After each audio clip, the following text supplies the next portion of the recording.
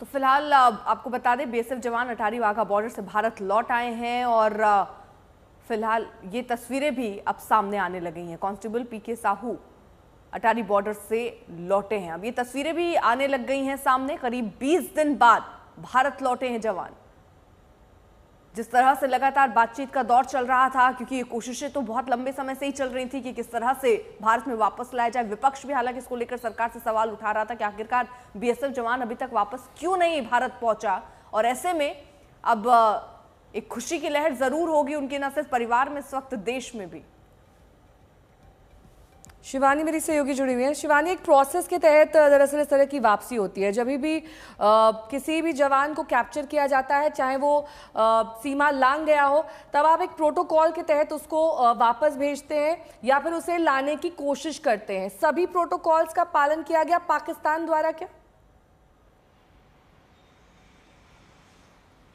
देखिए, इस बात की पुष्टि की जाना बाकी है कि पाकिस्तान का व्यवहार इस जवान के साथ कैसा रहा, क्योंकि जाहिर तौर पर जो एक पैटर्न है ये होता है कि अगर कोई जवान इनएडवर्टेंटली यानी कि बिना मकसद के क्रॉस करता है गलती से, क्योंकि इंटरनेशनल बॉर्डर पर जो बाउंड्रीज़ हैं वो एकदम सटी हुई हैं, तो अगर वो कभी कभी पाकिस्तान के जो रेंजर्स हैं वो भारत आ जाते हैं, कभी भारत के रेंजर्स गलती से उधर क्रॉस कर जाते हैं, तो एक प्रोटोकॉल होता है कि एक फ्लैग मीटिंग होती है दोनों ही देशों के बीएसएफ के ऑफिशियल्स के बीच पे, और उस फ्लैग मीटिंग के बाद रिटर्न कर दिया जाता है। लेकिन इस पर्टिकुलर केस में आपको बताऊं, पहलगाम आतंकी हमले के बाद जो भारत का रवैया था पाकिस्तान की तरफ, बहुत आक्रामक रवैया रहा पाकिस्तान और उसके आतंकी संगठनों के खिलाफ, तो पाकिस्तान इस जवान को देने में देर लगा रहा था। लगातार वो फ्लैग मीटिंग्स को टाल रहा था।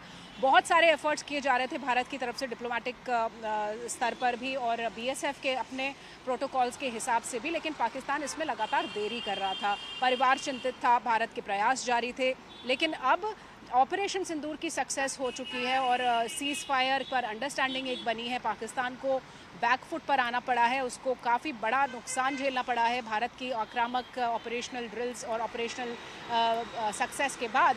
तो लिहाजा अब पाकिस्तान ने इस जवान को सौंपा है, भारत को दे दिया है।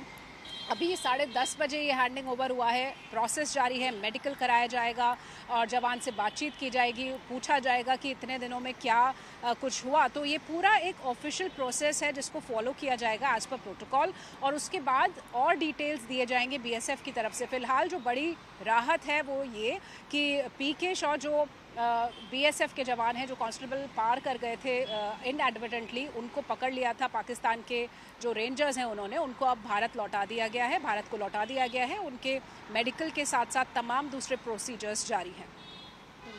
शिवानी, ये जो प्रक्रिया होती है, जो आप कह रही हैं कि अगर कोई ऐसे चला जाए तो दोनों ही तरफ से ऐसा हो जाता है कई बार, तो कितना समय अमूमन लगता है? क्या 20 दिन का वक्त लगता है, कम समय लगता है? ये इतना लंबा वक्त इस टेंशन की वजह से ही हम बता रहे हैं कि लगा, लेकिन अमूमन कितना वक्त लगता है?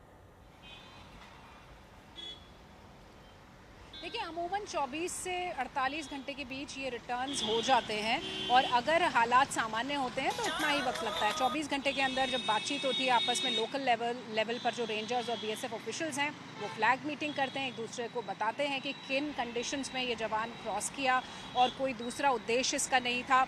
ऐसे में आमतौर पर 24 घंटे के अंदर ये रिटर्न्स होते हैं, 48 घंटे भी कभी कभी लग जाते हैं, लेकिन इतना लंबा वक्त कभी नहीं लगता है। 20 दिन से ज़्यादा का वक्त ये जो यहाँ पर लगा है इस रिटर्न के लिए, ये वक्त आमतौर पर नहीं लगता है। ये दिखाता है पाकिस्तान का अनप्रोफेशनल रुख और जिस तरह से वो ऑपरेशन सिंदूर के बाद से बौखलाया हुआ था, घबराया हुआ था, और पाकिस्तान अपनी खींच भारत की फोर्सेस पर ख़ास तौर पर निकाल रहा था, एलओसी पर बार बार सीज़ फायर वायलेट कर रहा था। तो पाकिस्तान ने इस बीएसएफ रेंजर को भी इतने लंबे वक्त के लिए रखा हुआ था, जिसे बहुत ही जल्दी यानी 1 या 2 दिन के भीतर भारत को सौंप देना चाहिए। ठीक है, असीम बस्सी भी हमारे सहयोगी जुड़ गए। लेकिन शिवानी, आपसे एक और महत्वपूर्ण सवाल। पश्चिम बंगाल का भी एक जवान है जो इस वक्त पाकिस्तान के कब्जे में है, उसकी पत्नी ने भी चिंता जाहिर की है। क्या आप यही माने कि उसकी वापसी के रास्ते भी खुल गए हैं?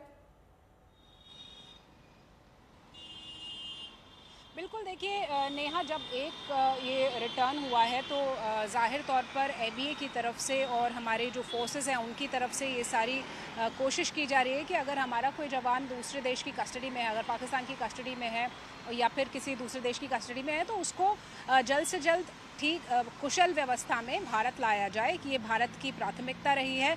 और अगर हम किसी देश के साथ किसी युद्ध में नहीं है तो फिर ये नियम कहता है कि हमारा जो जवान इनएडवर्टेंटली यानी कि बिना किसी मकसद से गलती से अगर क्रॉस करके दूसरे देश की सीमा में चला गया है तो उसको जल्द से जल्द वापस भेज देना चाहिए। तो कोशिश ये की जा रही है कि हमारे जो जवान हैं उनको सकुशल भारत में रिटर्न किया जाए और उसके लिए कूटनीतिक पहल जारी है। असीम भी हमारे साथ हमारे सहयोगी इस वक्त जुड़ चुके हैं। असीम, अब आगे की प्रक्रिया क्या रहने वाली है?